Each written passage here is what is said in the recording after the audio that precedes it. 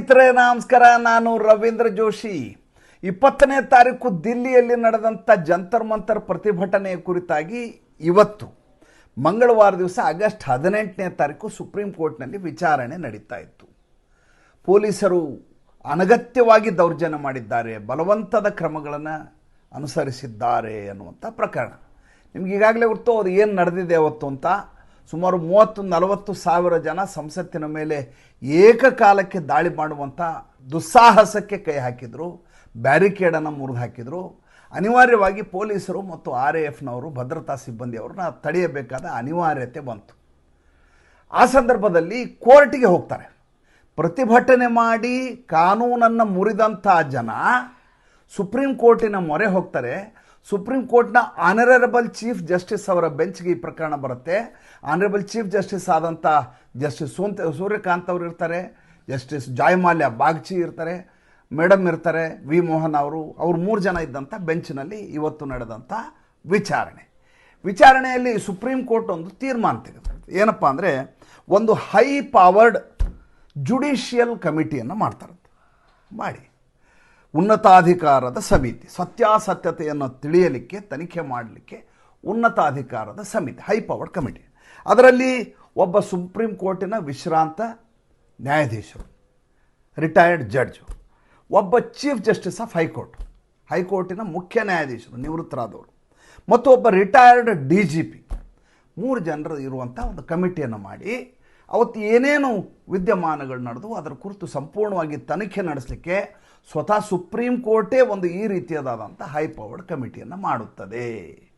ಮಾಡಲಿ, ಯಾರು ಬೇಡ ಅಂದರು. ಏನು ನಡೆದಿದೆ ಜಗತ್ತಿಗೆ ಗೊತ್ತಿದೆ. ಮುಚ್ಚಿಡುವಂಥದ್ದು ಏನಿದೆ ಅದರಲ್ಲಿ ಏನೂ ಇಲ್ಲ. ಯಾವ ರೀತಿ ಅಪಸವ್ಯಗಳು ನಡೆದು ಹೇಗೆ ಪೊಲೀಸರನ್ನು ಹೀನಾಮಾನ ಬೈಯಲಾಯಿತು, ಹೇಗೆ ಪೊಲೀಸರ ಮೇಲೆಯೇ ಉಲ್ಟಾ ದಾಳಿ ಮಾಡಲಾಯಿತು, ಹೇಗೆ ಪೊಲೀಸರು ಮತ್ತು ಭದ್ರತಾ ಸಿಬ್ಬಂದಿಯವರು ಇನ್ನಿಲ್ಲದ ಹಾಗೆ ತಾಳ್ಮೆಯನ್ನು ವಹಿಸಿದರು ಎನ್ನುವುದು ಜಗತ್ತಿಗೆ ಗೊತ್ತಾಗಬೇಕು. ಹೀಗಾಗಿ ಇದು ಒಂದು ರೀತಿಯಲ್ಲಿ ಸತ್ಯಾಸತ್ಯತೆಯನ್ನು ತಿಳಿಯಲಿಕ್ಕೆ ಇರುವಂಥ ಅತಿ ಅದ್ಭುತವಾದಂಥ ಒಂದು ತೀರ್ಮಾನ ಅಂತ ನನಗನ್ಸುತ್ತೆ. ಪೊಲೀಸರ ಹೇಳಿಕೆ ಏನು? ಪೊಲೀಸರು ಹೇಳ್ತಾರೆ, ನೋಡಿ, ನಾವು ಮೊದಲೇದಾಗಿ ಪ್ಯಾಲೆಟ್ ಗನ್ನನ್ನು ಬಳಸಲಿಲ್ಲ. ಸಂಸತ್ತಿನ ಮೇಲೆ ದಾಳಿ ಆಗತ್ತೆ, ಬ್ಯಾರಿಕೇಡನ್ನು ಮುರಿದು ಹಾಕಿದ್ರು ಒಂದು ಸಂದರ್ಭದಲ್ಲಿ ನಾವು ಲಘು ಲಾಠಿ ಚಾರ್ಜ್ ಮಾಡಿದ್ದು ಹೌದು, ಅಶ್ರುವಾಯುವನ್ನು ಸಿಡಿಸಿದ್ದು ಹೌದು, ಆದರೆ ನಾವು ಯಾವುದೇ ಪ್ಯಾಲೆಟ್ ಗನ್ನನ್ನು ಹೊಡೆದಿಲ್ಲ. ಪ್ಯಾಲೆಟ್ ಗನ್ ಹೊಡೆದರೂ ಪರವಾಗಿಲ್ಲ ಅಂತ ಇದೇ ಸುಪ್ರೀಂ ಕೋರ್ಟ್ ಈ ಹಿಂದೆ ಹೇಳಿದೆ, ನೆನ್ಪಿಟ್ಕೊಳ್ಳಿ ನೀವು. ಈ ಹಿಂದೆ ನಡೆದಂಥ ವಿಚಾರಣೆಯ ಸಂದರ್ಭದಲ್ಲಿ ಪ್ಯಾಲೆಟ್ ಗನ್ನನ್ನು ನಿಷೇಧಿಸಲಿಕ್ಕೆ ಸಾಧ್ಯವಿಲ್ಲ. ಪರಿಸ್ಥಿತಿ ಕೈ ಮೀರಿದ ಸಂದರ್ಭದಲ್ಲಿ ಆಯಾ ಸಂದರ್ಭಕ್ಕೆ ಅನುಗುಣವಾಗಿ ಭದ್ರತಾ ಸಿಬ್ಬಂದಿಯವರು ತಮ್ಮ ತೀರ್ಮಾನವನ್ನು ತೆಗೆದುಕೊಳ್ಳಬೇಕಾಗುತ್ತದೆ ಅಂತ ಇದೇ ಸುಪ್ರೀಂ ಕೋರ್ಟ್ ಈ ಹಿಂದಿನ ವಿಚಾರಣೆಯಲ್ಲಿ ಹೇಳಿದೆ. ಈಗ ಪೊಲೀಸ್ ಹೇಳ್ತಾ ಇದ್ದಾರೆ ನಾವು ಪ್ಯಾಲೆಟ್ ಗನ್ ಬಳಸಿಲ್ಲ ಅಂತ. ಭಾಳ ಮಜಾ ಇರೋದೇನೆಂದರೆ, ಬಲವಂತದ ಕ್ರಮ ಆಗಿದೆ, ದೌರ್ಜನ್ಯ ಆಗಿದೆ ಅಂತೆಲ್ಲ ಹೇಳ್ತಾರಲ್ಲ, ಎಷ್ಟು ಜನ ಸತ್ತಿದ್ದಾರೆ, ಎಷ್ಟು ಜನ ಗಾಯಾಳುಗಳಾಗಿ ICUನಲ್ಲಿದ್ದಾರೆ, ಇದರ ಬಗ್ಗೆ ಮಾಹಿತಿ ಬರಬೇಕಲ್ವಾ. ಹೇಗೆ 240 ಜನ ಪೊಲೀಸರು ಆಸ್ಪತ್ರೆಯಲ್ಲಿ ಅಡ್ಮಿಟ್ ಆಗಿದ್ರು, ಹೇಗೆ ಅದರಲ್ಲಿ 3-4 ಜನ ಜೀವನ್ಮರಣ ಹೋರಾಟದಲ್ಲಿ ಆಸ್ಪತ್ರೆಯಲ್ಲಿ ಈಗಲೂ ಇದ್ದಾರೋ, ಅದರ ಹಾಗೆಯೇ ಈ ಪ್ರತಿಭಟನೆ ಹೆಸರಲ್ಲಿ ಗೂಂಡಾಗಿರಿ ಮಾಡಿದವರು ಎಷ್ಟು ಜನ ಸತ್ತೋದ್ರು, ಎಷ್ಟು ಜನರ ಮೇಲೆ ಕ್ರಮ ಕೈಗೊಳ್ಳಲಾಯಿತು, ಎಷ್ಟು ಜನ ಕಣ್ಣು ಕಳ್ಕೊಂಡ್ರು, ಎಷ್ಟು ಜನ ಕಾಲು ಕಳ್ಕೊಂಡ್ರು ಅನ್ನೋಂಥ ಲೆಕ್ಕಾಚಾರ ಬೇಕಲ್ವ. ಸುಮ್ಮನೆ ನೀವು ಕೇಸ್ ಹಾಕ್ಬಿಟ್ರೆ. ಆದರೆ ನನಗೆ ಒಂದು ಬೇಸರ ಆಗಿದ್ದೇನೆಂದರೆ, ಸುಪ್ರೀಂ ಕೋರ್ಟ್ ಕೇಳುತ್ತೆ, ನೀವು ಈ ಅಮಾಯಕರ ಮೇಲೆ, ಅಂದರೆ ಯಾವುದೇ ರೀತಿಯಾದಂಥ ಪ್ರಕರಣ ಇರಲಾರ್ದಂಥ, ಈ ಹಿಂದೆ ಅಪರಾಧದ ಹಿನ್ನೆಲೆ ಇರಲಾರ್ದಂಥ ಪ್ರತಿಭಟನೆಗೆ ಬಂದಂಥವ್ರು ಮಾತ್ರ ಯಾರಿದ್ರು ಅವ್ರ ಮೇಲೇನೂ ನೀವು ಕೇಸ್ ಹಾಕಿದರೆ, ನಾವು ಸ್ವತಃ ಕೋರ್ಟಿನವರು ನಾವು ನಮ್ಮ ಪರಮಾಧಿಕಾರವನ್ನು ಬಳಸಿ ಆರ್ಟಿಕಲ್ 142 ಪ್ರಕಾರ, ವಿಧಿ 142 ಇದರ ಪ್ರಕಾರ, ಆರ್ಟಿಕಲ್ 142 ಪ್ರಕಾರ ನಮ್ಮ ಪರಮಾಧಿಕಾರವನ್ನು ಬಳಸಿ ನಾವು ಅವರನ್ನು ಬಿಡುಗಡೆಗೊಳಿಸುತ್ತೇವೆ FIRನಿಂದ ಅಂತ ಹೇಳಿದೆ. ನೋಡಿ, ಒಂದು ಎಕ್ಸಿಕ್ಯೂಟಿವ್ ಬಾಡಿ, ಒಂದು ಜುಡಿಷಿಯರಿ ಬಾಡಿ. ಎಕ್ಸಿಕ್ಯೂಟಿವ್ ಬಾಡಿ ಅದು ಗ್ರೌಂಡ್ನಲ್ಲಿದ್ದು ಕೆಲಸ ಮಾಡ್ತದೆ. ಈ ಸಂದರ್ಭದಲ್ಲಿ ಏನು ಮಾಡಬೇಕು, ಇದು ಯಾವ ರೀತಿಯ ಕ್ರಮ ಕೈಗೊಳ್ಳಬೇಕು, ಕ್ರಮ ಕೈಗೊಂಡ ಮೇಲೆ ಅದು ಸರಿ ಇದೆಯಾ ಇಲ್ಲ ಅಂತ ನ್ಯಾಯಾಂಗ ಅದು ಹೇಳ್ತದೆ. ಇಲ್ಲ, ನೀವು ಈ ರೀತಿಯಾಗಿ ಬಲವಂತದ ಕ್ರಮ ಮಾಡಬಾರ್ದಾಗಿತ್ತು, ಆದ್ದರಿಂದ ಎಲ್ಲ ಪೊಲೀಸ್ ಆಫೀಸರ್ ಸಸ್ಪೆಂಡ್ ಮಾಡು ಅಂತ ನಿರ್ದೇಶನ ಕೊಡ್ಬೋದು, ಅಥವಾ ಅವ್ನು ಕಿತ್ತೋಗಿ ಏನು ಬೇಕಾದ್ರೂ ಕೊಡ್ಬೋದು ಅದು. ಆದರೆ ನಾವೇ ಪ್ರಕರಣ ಇದು ಈತ ಕ್ರಿಮಿನಲ್ ಹೌದು ಅಲ್ವಾ, ಈತನ ಮೇಲೆ ಹಾಕಿರೋ ಕೇಸ್ ಸರಿನಾ ತಪ್ಪ ಅನ್ನುವ ಪರಮಾಧಿಕಾರವನ್ನು ನಾವು ಬಳಸಿ ಆರ್ಟಿಕಲ್ 142 ಪ್ರಕಾರ ನಾವು ಅದಕ್ಕೂ ಹಿಂದೆಗೆಯುವುದಿಲ್ಲ, ನಾವು ಅದನ್ನೂ ಮಾಡಲಿಕ್ಕೆ ಸಿದ್ಧರಿದ್ದೇವೆ ಅಂತ ಸುಪ್ರೀಂ ಕೋರ್ಟ್ ಹೇಳಿದೆಯಲ್ಲ, ಇದು ಸ್ವಲ್ಪ ಆಲೋಚನೆ ಮಾಡಬೇಕಾದಂಥ ವಿಚಾರ. ನೀವೇ ಯೋಚನೆ ಮಾಡಿ ನೋಡಿ. ಯಾಕೆ ಇದನ್ನ ಹೇಳ್ತಾ ಇದ್ದೀನಿ? ಯಾಕೆ ಹೇಳ್ತಾ ಇದ್ದೇನೆ ಅಂದರೆ ಈ ಜಿರಳೆಗಳೇನಿದಾವಲ್ಲ ಕೇವಲ ಇಷ್ಟಕ್ಕೆ ಒಂದು ಯಾವುದೋ ನೀಟ್ ಪರೀಕ್ಷೆಯಲ್ಲಿ ಸೋರಿಕೆ ಪ್ರಕರಣ, ಆ ಧರ್ಮೇಂದ್ರ ಪ್ರಧಾನ್ ಅವರ ರಾಜೀನಾಮೆ ಪ್ರಕರಣ, ಇಷ್ಟಕ್ಕೆ ಮುಗಿಸಿ ಬಿಡಬಹುದಾದಂಥ ಅಮಾಯಕರಾದಂಥ ವಿದ್ಯಾರ್ಥಿಗಳಿವರಲ್ಲ, ಅಥವಾ ಸಂತ್ರಸ್ತರಾದ ವಿದ್ಯಾರ್ಥಿಗಳ ಗುಂಪಿನ ಮುಖಂಡರಿವರಲ್ಲ. ಅದನ್ನು ಮೀರಿ ಈ ದೇಶದಲ್ಲಿ ಅರಾಜಕತೆಯನ್ನು ಸೃಷ್ಟಿ ಮಾಡಬೇಕು ಅಂತ ಹಿಡನ್ ಅಜೆಂಡಾ ಇಟ್ಕೊಂಡು ಓಡಾಡ್ತಾ ಇರುವಂಥ ಜನ. ಏಕೆಂದರೆ ಅದಾದ ಮೇಲೆ ನಡೆದಂಥ ಬೆಳವಣಿಗೆಗಳನ್ನು ನೀವು ಗಮನಿಸ್ತಾ ಬರಬೇಕು. ಜೊತೆಗೆ ಈ ಜಂತರ್ ಮಂತರ್ನ ಪ್ರತಿಭಟನೆ ಇದೆಯಲ್ಲ, ಇದರ ಮೂಲ ಸಂಚಾಲಕರು ಯಾರಿದ್ದಾರೆ ಅವರ ಹಿನ್ನೆಲೆಯನ್ನು ಗಮನಿಸಬೇಕು. ಮೊದಲೇದಾಗಿ ಅಭಿಜಿತ್ ದೀಪ್ಗೆ ಮೇಲೆ UAPA ಆ್ಯಕ್ಟ್ ಪ್ರಕಾರ ದೇಶದ್ರೋಹಿಯ ಪ್ರಕರಣ ಹಾಕಬೇಕು. ಕಾಶ್ಮೀರದ ವಿಷಯದಲ್ಲಿ ಆರ್ಟಿಕಲ್ 370 ವಾಪಸ್ ತೆಲಿಕ್ಕೆ ಬೇಕಾದಂಥ ಎಲ್ಲ ರೀತಿಯದಾದಂಥ ಕೆಲಸ ಮಾಡಲಿಕ್ಕೆ ನಾ ಸಿದ್ಧ ಅಂಥೇಳಿ ಈತ ಪೋಸ್ಟ್ ಹಾಕ್ಕೊಂಡಿದ್ದಾನೆ. ಕಾಶ್ಮೀರದ ವಿರುದ್ಧವಾಗಿ, ದೇಶದ ವಿರುದ್ಧವಾಗಿ ಮಾತಾಡಿದಂಥ ಪುಣೆಯ ಲೀಗಲ್ ಫೋರ್ಮು ಈಗಾಗಲೇ ಕಂಪ್ಲೇಂಟ್ ಮಾಡಿತ್ತು. ಅದಾದಮೇಲೆ ಈತ ಓಡಿ ಹೋಗಿದ್ದು, ಭಾರತ ದೇಶವನ್ನು ಬಿಟ್ಟು ಅಮೆರಿಕಕ್ಕೆ ಓಡೋಗ್ಬಿಟ್ಟ.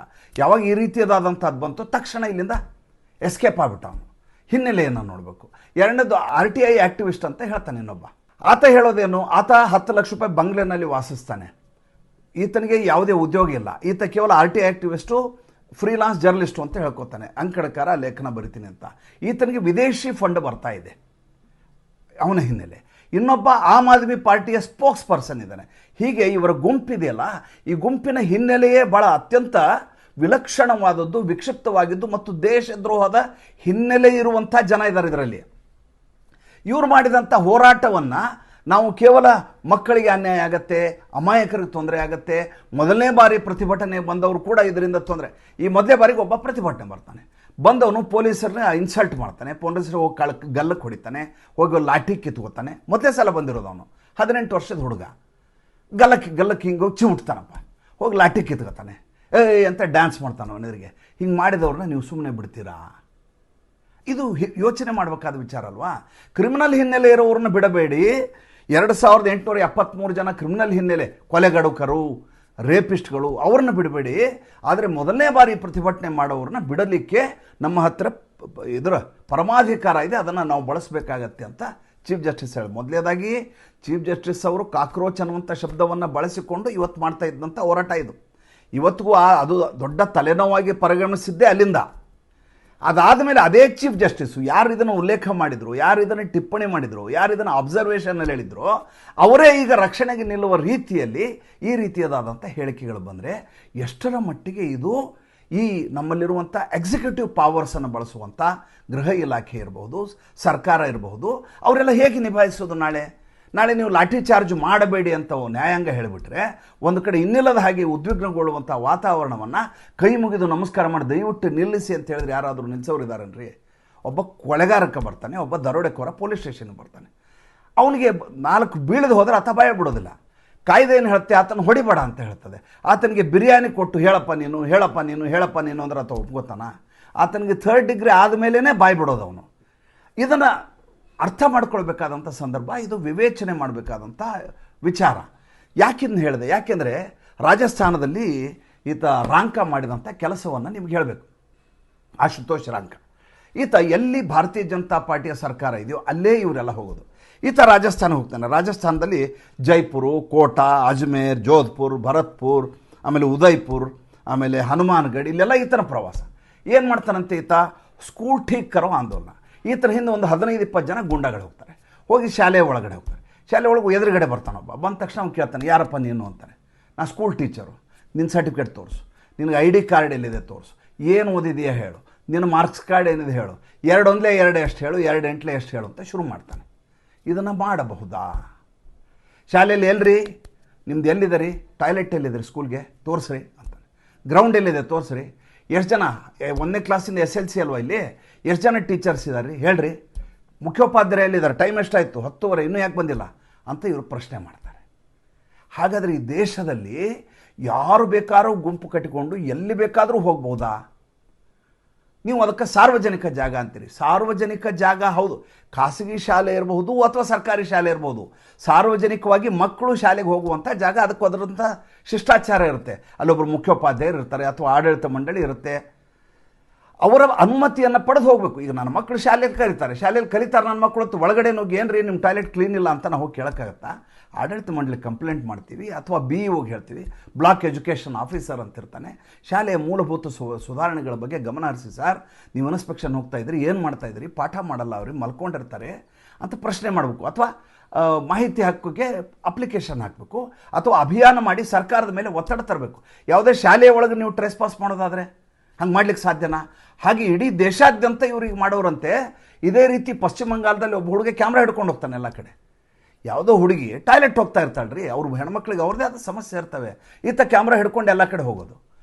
ಹೋಗಿ ಅವ್ರು ಟಾಯ್ಲೆಟ್ ಕ್ಲೀನ್ ಇದೆಯಾ ಅಂತ ಹೋದರೆ, ತರುಣಿಯರಿರುವಂಥ ಹೈಸ್ಕೂಲ್ಗೆ ಹೋಗಿ ಒಬ್ಬ ಹುಡುಗ ಕ್ಯಾಮ್ರಾ ಹಿಡ್ಕೊಂಡು ಹೋಗಿ, ನಾನು ಇದರಿಂದ ಕಾಕ್ರೋಚ್ ಜನತಾ ಪಾರ್ಟಿಯ ಸೆಕ್ರೆಟರಿ ಪ್ರೆಸಿಡೆಂಟು, ಹೆಂಗಿದೆ ನಿಮ್ಮ ಸ್ಕೂಲ್ ನೋಡ್ತೀನಿ, ನಿಮ್ಮ ಸ್ಕೂಲ್ ಠೀಕ್ ಕರೋ, ಸ್ಕೂಲ್ ಚೆನ್ನಾಗಿ ಮಾಡ್ತೀನಿ ಅಂತ ಹುಡುಗಿರು ಟಾಯ್ಲೆಟ್ ಹೋಗೋ ಅಲ್ಲಿ ಹೋಗಿ ಒಂದು ಕ್ಯಾಮ್ರಾ ಹಿಡಿದ್ರೆ ಜನ ಬಿಡ್ತಾರಲ್ರಿ? ಕೇಳಬೇಕಾದವ್ರು ಕೇಳಬೇಕಾದ ಪ್ರಶ್ನೆಯನ್ನು ಕೇಳಿ. ಯಾರು ಬೇಕಾದ್ರೂ ಬಂದು ಕೇಳ್ತೀನಿ ಅಂತ ನಿಮ್ಗೆ ಅಧಿಕಾರ ಕೊಟ್ಟವ್ರು ಯಾರು? ಟ್ರೇಸ್ ಪಾಸ್ ಮಾಡೋದು ಹೆಂಗೆ? ನೀವು ಕ್ರಿಮಿನಲ್ ಟ್ರೇಸ್ ಪಾಸ್ ಅಂತ ಕರೀತಾರೆ ಇದಕ್ಕೆ ಭಾಳ ಚೆನ್ನಾಗಿ ಇದ್ರ ಬಗ್ಗೆ ಕಾನೂನಿದೆ. ಏನಪ್ಪ ಅಂದರೆ, ಮಕ್ಕಳ ಖಾಸಗಿತನದ ಹಕ್ಕು ಅಂತಿದೆ. ವಿಧಿ 21 ಪ್ರಕಾರ, ಆರ್ಟಿಕಲ್ 21 ಪ್ರಕಾರ ಪ್ರತಿಯೊಬ್ಬ ವ್ಯಕ್ತಿಗೂ ಆತನ ಖಾಸಗಿತನದ ಹಕ್ಕಿದೆ. ಅದು ಶಾಲೆ ಇರಬಹುದು, ಮನೆ ಇರಬಹುದು, ಎಲ್ಲೇ ಇರಬಹುದು. ನೀವು ಅದನ್ನು ಟ್ರೇಸ್ ಪಾಸ್ ಮಾಡೋ ಹಾಗಿಲ್ಲ, ಉಲ್ಲಂಘನೆ ಮಾಡೋ ಹಾಗಿಲ್ಲ. ಒಂದನೇದ್ದು ಇದು ಕ್ರಿಮಿನಲ್ ಟ್ರೇಸ್ ಪಾಸು. ಎರಡನೇದ್ದು ಕಾನೂನು ಬಾಹಿರವಾಗಿ ಪ್ರವೇಶ ಮಾಡ್ತಾ ಇರೋದು. ನೀವು ಒಂದು ಶಾಲೆ ಅಥವಾ ಸರ್ಕಾರಿ ಶಾಲೆ ಅಥವಾ ಖಾಸಗಿ ಶಾಲೆ ಅಲ್ಲಿ ನೀವು ಹೋಗೋದಿದೆಯಲ್ಲ, ಅದು ಕಾನೂನುಬದ್ಧವಾಗಿ ನೀವು ಹೋಗಬೇಕು. ನಿಮ್ಗೆ ಇಷ್ಟ ಬಂದ ಹಾಗೆ ಒಳಗೆ ನುಗ್ಗೋದಲ್ಲ, ಮುಂಚೆ ಅನುಮತಿಯನ್ನು ಪಡೆಯಬೇಕು. ಅಲ್ಲಿಗೆ ಒಂದು ಅಪ್ಲಿಕೇಶನ್ ಬರಬೇಕು, ನಿಮ್ಮ ಶಾಲೆಯನ್ನು ನೋಡ್ತೀವಿ, ಅವ್ರು ಎಷ್ಟು ಅನ್ಬೋದು, ನೋ ಅನ್ಬಂದ್ರೆ ಅಂದ್ರೆ ನೀವು ಹೋಗಿಲ್ಲ. ಮೂರನೇದ್ದು, ನೀವು ಕ್ಯಾಮ್ರಾಗಳನ್ನು ಬಳಸುವ ಹಾಗಿಲ್ಲ, ಯಾಕೆಂದರೆ ಅವರ ಖಾಸಗಿತನ ಅದು. ಮಕ್ಕಳ ಖಾಸಗಿತನ ಓದುವ ಜಾಗ ಅದು, ಅದಕ್ಕೂ ಅದರದ್ದೇ ಆದಂಥ ಪಾವಿತ್ರ್ಯತೆ ಇರುತ್ತೆ. ಯಾವುದೋ ಕ್ಲಾಸ್ ನಡೆಸ್ತಾ ಇರ್ತಾರೆ, ಇದಕ್ಕಿದಾಗ 3 ಜನ ಒಳಗಡೆ ನುಗ್ಗಿದ್ರೆ ಅಲ್ಲಿ ಓದುವಂಥ ಪರಿಸರ ಏನಿದೆ, ಆ ಪರಿಸರನ ಸಂಪೂರ್ಣವಾಗಿ ನೀವು ಉದ್ವಿಗ್ನಗೊಳಿಸಿದ ಹಾಗಾಗತ್ತೆ. ನಿಮ್ಮ ಉದ್ದೇಶ ಒಳ್ಳೆಯದಿರ್ಬೋದು, ನಿಮ್ಗೆ ಶಾಲೆಗಳೆಲ್ಲ ಚೆನ್ನಾಗಿ ನೋಡಿ. ಮಜಾ ಏನಂದರೆ, ಮೊನ್ನೆ ಹಿಂಗೋಲಿ ಡಿಸ್ಟ್ರಿಕ್ಟ್ನ ಸಂತೂರ್ ಹಿಪ್ರಿ ಅನ್ನುವಂಥ ಒಂದು ಪಿಂಪ್ರಿ ಅನ್ನುವಂಥ ಒಂದು ಸ್ಕೂಲ್ಗೆ ಹೋಗ್ತಾನೆ ಅಭಿಜಿತ್ ದೀಪ್ಗೆ. ಈತ ಅಲ್ಲೇ ಹುಟ್ಟಿ ಅಲ್ಲೇ ಬೆಳೆದಿರೋದು, ಸಂಭಾಜಿನಗರದಲ್ಲಿ. ಆಯಿತಾ?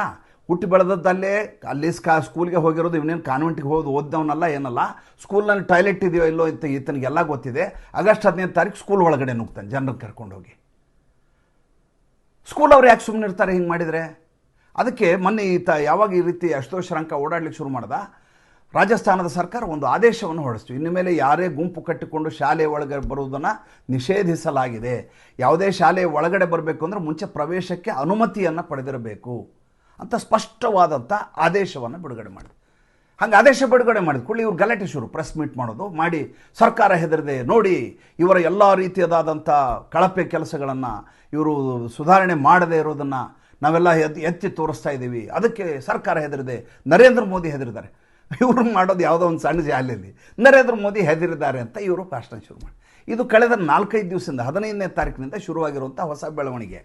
ರಾಜಸ್ಥಾನ ಸರ್ಕಾರ ಏನೋ ಆದೇಶ ಮಾಡಿ ಯಾರನ್ನೂ ಒಳಗೆ ಬಿಡಬೇಡ ಅಂತ ಸ್ಪಷ್ಟವಾಗಿ ಹೇಳ್ತೀವಿ. ಇವ್ರ ಮೇಲೆ ಕಾನೂನು ರೀತಿಯ ಕ್ರಮ ಕೈಗೊಳ್ಳಲಿಕ್ಕೆ ಇದೇ ಸುಪ್ರೀಂ ಕೋರ್ಟು ಸುವಮೋಟೋ ಕೇಸ್ ಹಾಕ್ಬೇಕಲ್ವಾ?